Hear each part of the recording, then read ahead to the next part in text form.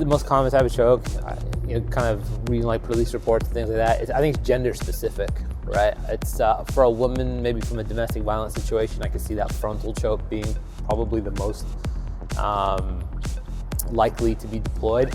For a guy, it's probably going to be more something like a side choke or a headlock, like more of a bar fight type of situation. Essentially what's happening here, I have Andrea in a choke, and what she's going to do, even if she doesn't break the choke, the simple act of her stepping back a quarter turn moves my hands away from her throat. So if you notice that where my thumbs were, she's going to move back in that position. Here the choke is on. Again, taking that step back breaks the choke slightly. It gives you enough time to move. One foot still pointed towards the threat, the other one sort of perpendicular now. What she's going to do now, on top of that footwork, she's going to add in the pluck. And pluck here, she's going to pluck at my thumb, which is the weakest part of the grip. And then simultaneously, she's also going to throw a strike. So when we put it all together, it's going to look like this. A turn, a pluck, and a strike.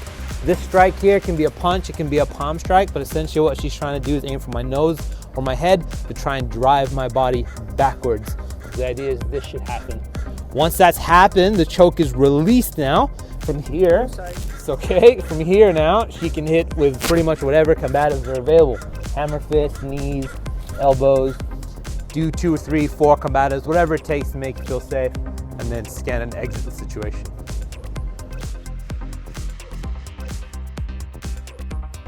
The dilemma with a choke is it's sudden, right?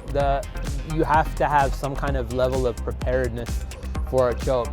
If you saw it coming, kind of, I always make this joke in class, Walking Dead style, someone's walking towards you like this, there's 3 or 4 things that you could do before that, but typically this is going to happen, again, heat of the moment type of situation. It's a verbal conversation, maybe the conversation isn't going the way one party wants it to go to, and again, this could be a male-female, it could be 2 guys in a bar, maybe the guy doesn't want to hit the other guy, but either way, there's some sort of build-up. So I would say with the choke defense, the primary thing is just awareness. Is this person close enough to choke me to begin with, right? And if that's something that you feel uncomfortable with, giving yourself some space ahead of time would be the best bet. Once the choke is applied, your adrenaline level is going to shoot through the roof.